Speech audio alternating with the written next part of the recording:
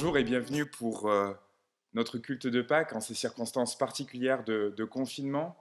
Mais dans ce culte de Pâques, nous voulons quand même dire que Jésus est mort et que Jésus est ressuscité pour nous. Et c'est une bonne nouvelle, une joie pour nous parce que à travers sa mort et sa résurrection est accrochée toute une espérance pour les chrétiens. Et c'est dans cette espérance à cette espérance que nous voulons nous accrocher et vivre notre foi.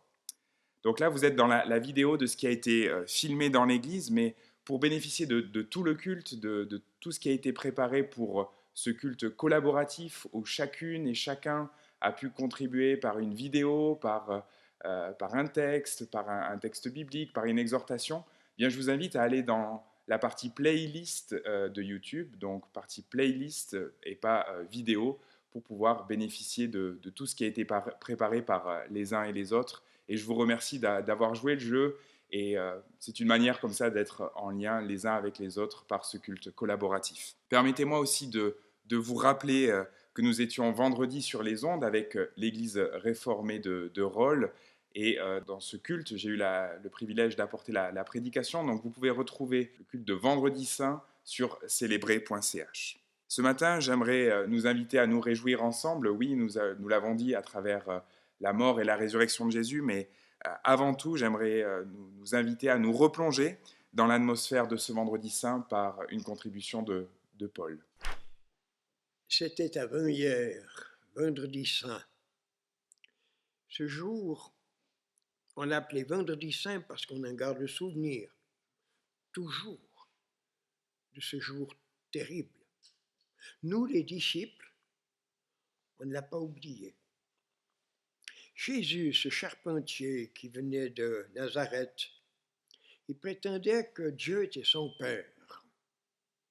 Ça voulait donc dire qu'il était, lui, le Fils de Dieu, le Fils du grand Dieu qui a créé notre terre, tout ce qu'elle contient, et encore toutes les milliards d'étoiles. Vous vous rendez compte, les enfants? Toutes les milliards d'étoiles que même les télescopes géants n'ont pas encore découvertes. Quel grand Dieu est puissant! Jésus, il est vraiment le Fils de ce Dieu grand et tout-puissant. Alors nous, les disciples, on était très impatients. Mais quand donc allait-il prouver, Jésus, qu'il était le roi d'Israël? Jusqu'à quand est-ce qu'on allait supporter les Romains qui nous dominaient, qui avaient envahi notre beau pays? On allait les chasser bientôt, au-delà de nos frontières, ces étrangers détestés qui nous avaient envahis. Jésus, très souvent, avait dû nous calmer. Il nous parlait toujours de ce qu'il appelait son heure, comme si elle devait être un moment remarquable. Nous, on ne comprenait pas très bien. Son heure à lui, qu'il disait, elle n'était pas encore venue, mais elle viendrait pour sûr bientôt. Mais nous, les disciples, on allait voir ce qu'on allait voir. Ça allait barder le jour où Jésus, à la tête des révolutionnaires, monterait sur Jérusalem, pour sûr que les Romains, terrorisés devant nos troupes de Juifs en colère, s'enfuiraient comme un troupeau de moutons que leurs bergers auraient abandonnés. Alors quelle gloire, enfin, pour notre Jésus victorieux, quand il irait s'asseoir sur le trône que le roi Hérode aurait abandonné pour sauver sa peau. Et surtout, quelle gloire pour nous, les disciples, ceux qui l'avaient entouré depuis le début, les 12, ses amis intimes, ses tout proches. Quelle gloire quand nous viendrions l'entourer en ce jour de triomphe. Il y en a deux parmi nous, deux de ses disciples qui se réjouissent spécialement, nos copains Jacques et Jean. Ils sont frères. Alors je vous le dis entre nous. Vous savez ce qu'un soir, ils ont demandé à leur maman, la vieille Salomé, ils leur ont proposé d'aller se rendre vers Jésus Tu parles de courageux, ils n'ont pas osé y aller eux-mêmes vers Jésus pour lui demander une faveur. Et la vieille Salomé, elle a un beau visage, vieux, ridé, mais des yeux comme des étincelles qui brillent.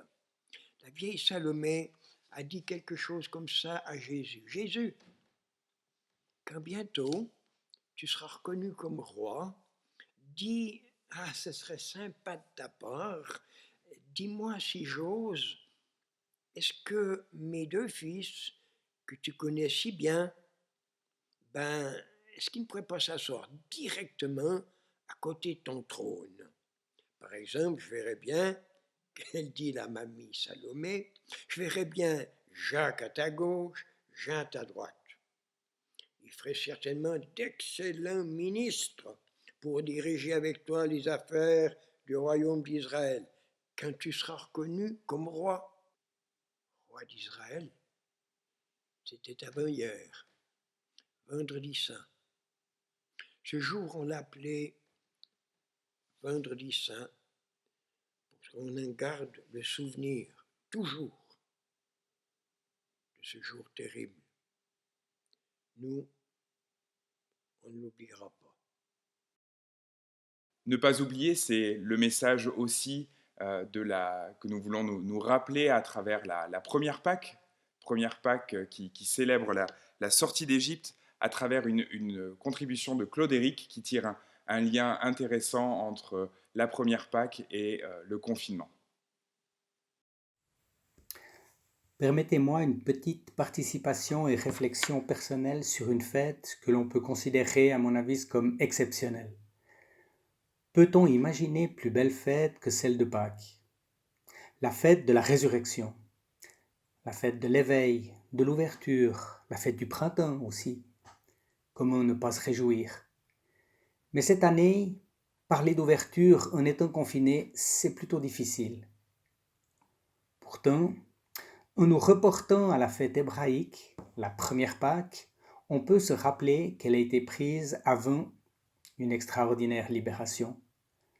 Le peuple d'Israël était confiné, oui, il était confiné dans le pays de Goshen, sous la domination des Égyptiens qui les écrasaient. Ensuite seulement Pâques est devenue pour eux la fête du souvenir, la fête de la libération. On pourrait même parler d'une naissance miraculeuse, celle de leur peuple, celle d'Israël. Alors, bien plus tard, on peut comprendre que les Juifs rassemblés à Jérusalem pour fêter Pâques, et qui en plus ont eu la chance d'assister à l'entrée de Jésus, soient enthousiastes. Ils l'acclament et s'attendent à quelque chose d'exceptionnel. Allons le voir! Regarde, il est là-bas, allons-y! C'est vrai, il a ramené Lazare du royaume des morts. Qui est ce Jésus de Nazareth? C'est un prophète, un grand prophète. Un prophète? Sur un âne?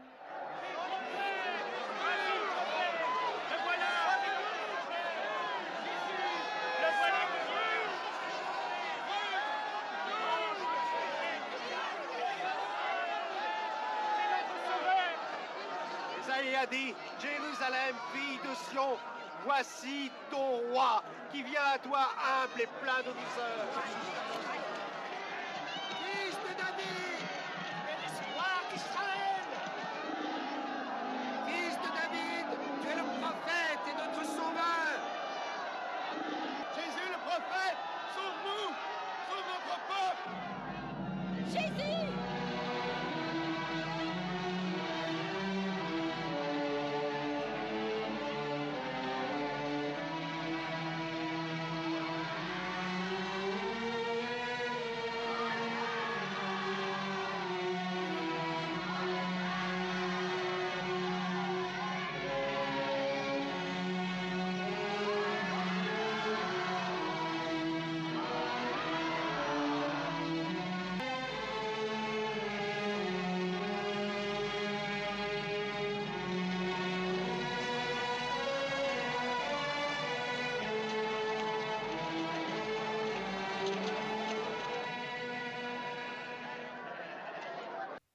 Ils s'imaginent déjà libérés de l'emprise romaine.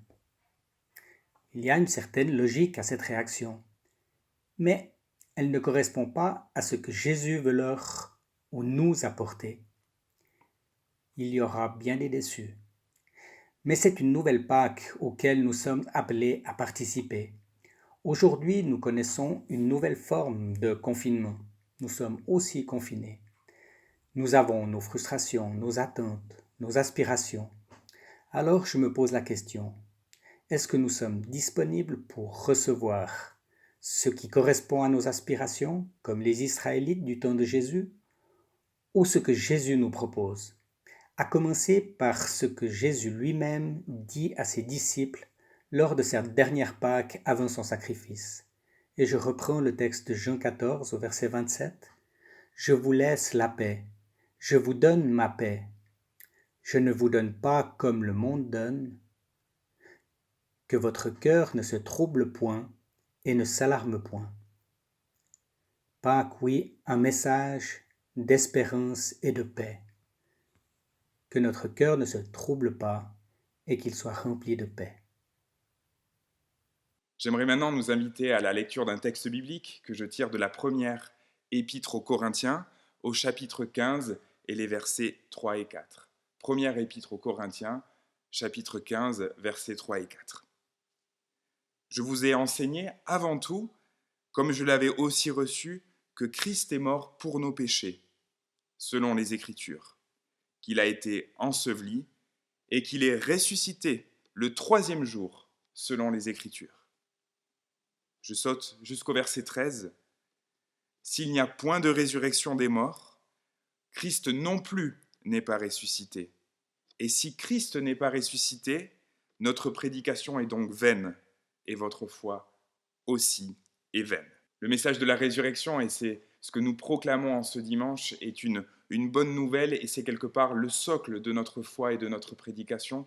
Si Christ n'est pas ressuscité, alors c'est tout l'évangile qui s'écroule. Mais si Christ est ressuscité, c'est l'espérance de l'évangile, l'espérance de la bonne nouvelle que nous voulons nous approprier ce matin. Et pour poursuivre ce culte, je nous invite à écouter un morceau interprété par Sarah, qui fait ça magnifiquement bien dans le temple de J.I. Et je vous invite maintenant à l'écoute de ce morceau.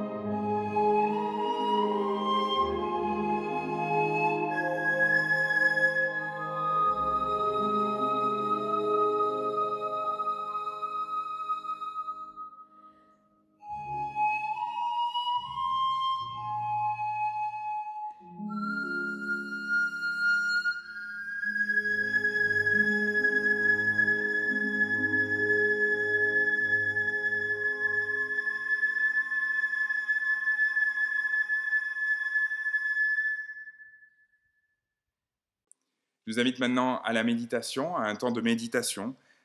Et c'est Nathalie Perrault, pasteur enfance-jeunesse, qui nous entraînera dans ce temps. Et je prie que le Seigneur nous rejoigne, qu'il puisse nous faire sentir sa présence. Et c'est donc un message intitulé Transformation radicale que nous voulons maintenant écouter. Bonjour à tous, bienvenue. Je suis Nathalie Perrault, l'une des pasteurs de l'Église évangélique Les Marronniers. Et c'est un plaisir de partager avec vous cette méditation de Pâques, aujourd'hui en ce dimanche de Pâques. Depuis plusieurs semaines, nous vivons dans un monde bouleversé, chamboulé, changé de fond en comble. Des bouleversements, des transformations positives, d'autres plus négatives. Notre emploi du temps a dû se réinventer. Nos contacts sociaux sont réduits à peau de chagrin. Mais il faut scruter le ciel durant plusieurs heures désormais pour trouver les traces d'un avion. Et des animaux sauvages reviennent dans les villes. Un puma à Santiago du Chili, des sangliers à Barcelone, des dauphins au large de Marseille. Oui, nous en vivons des transformations. Célébrer Pâques dans ces conditions, c'est un changement de plus, à la fois pour notre communauté, mais aussi pour nos familles, pour nos foyers. Cela dit, l'histoire de Pâques nous parle justement de transformation multiples de différentes personnes et d'une transformation radicale. Aujourd'hui, nous voulons découvrir ou redécouvrir ensemble la transformation de deux personnages différents qui encadrent le récit de Pâques, l'un au tout début et l'autre à la fin.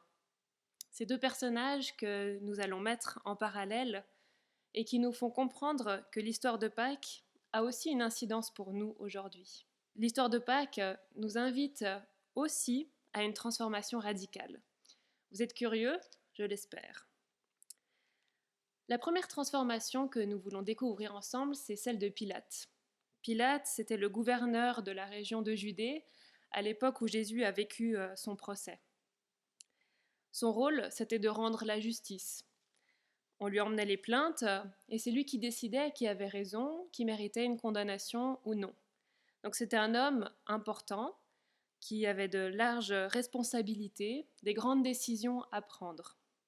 Un pilier, on pourrait dire, de la justice à l'époque. Pourtant, les évangiles nous racontent tous la même histoire. Pilate interroge Jésus, ne trouve rien à lui reprocher, rien qui le condamne, demande l'avis de la foule qui hurle de crucifier Jésus, et alors il cède. Dans tout le récit de ce procès, l'évangile de Matthieu, au chapitre 27, nous rapporte deux détails significatifs, et je voudrais qu'on s'attarde un tout petit peu sur ces détails qui vont alimenter notre méditation. Au début du procès, alors que Pilate est encore en train de se demander quoi faire de Jésus, c'est son épouse qui vient le rencontrer, au verset 19. Pendant que Pilate siégeait au tribunal, sa femme lui envoya ce message : « Ne te mêle pas de l'affaire de cet homme qui est juste, car aujourd'hui j'ai beaucoup souffert en rêve à cause de lui. » Voilà une première influence du milieu sur Pilate. Va-t-il se laisser transformer par cette influence pour rendre un verdict favorable ? Malheureusement, l'histoire nous raconte que non, puisqu'en consultant la foule, il la laisse décider du sort de Jésus. Les Juifs veulent-ils plutôt libérer Barabbas, un célèbre criminel de l'époque, ou Jésus ? Et c'est Barabbas qui passe par la case sortie de prison, c'est Jésus qui est condamné. Alors on découvre cet autre verset, cet autre détail significatif du procès de Jésus en lien avec Pilate. Au verset 24, « Quand Pilate vit qu'il n'arrivait à rien, mais que l'agitation augmentait, il prit de l'eau, se lava les mains devant la foule et dit : « Je ne suis pas responsable de la mort de cet homme, c'est votre affaire. » Quel paradoxe! En tant que préfet de Judée, Pilate était vraiment le seul à pouvoir décider du sort de Jésus. C'était à lui de prendre la décision. Pourtant, on découvre qu'il reçoit plusieurs influences extérieures. La première, de sa femme, plutôt en faveur du sort de Jésus, pour un sort favorable pour Jésus. Et puis, la seconde, beaucoup plus importante, celle de la foule, qui le pousse à un sort défavorable pour Jésus. Et surtout, on découvre que Pilate est comme impuissant face à cette foule. C'est la foule qui décide pour lui, alors que la décision devait lui revenir à lui. C'est la première transformation qu'on veut découvrir ce matin. Pilate serait dans ce récit l'exemple même de celui qui se laisse transformer ou convaincre par son milieu, par la foule en l'occurrence. De son propre avis, de son propre chef, nous dit le texte biblique, il n'aurait pas accepté de crucifier Jésus, il n'avait rien trouvé en lui qui le condamne.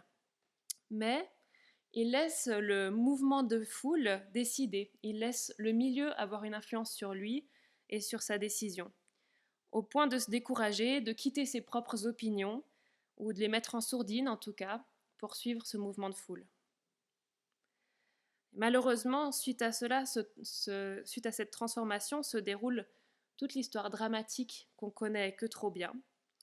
Jésus est emmené vers les autorités juives, il est méprisé, il est fouetté, il est maltraité, et puis il est mené sur le mont Golgotha, où il est cloué sur une croix.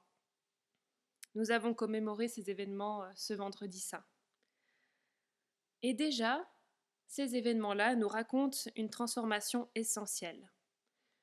Car si Jésus a accepté de mourir, c'est pour nous offrir le pardon pour nos fautes. Alors cette transformation essentielle, elle concerne Jésus, mais elle nous concerne nous aussi. À Pâques, Dieu a décidé par son Fils de prendre tout ce qui nous empêchait d'être saints. Et alors nous sommes déclarés justes. Nous ne portons plus la culpabilité de nos fautes.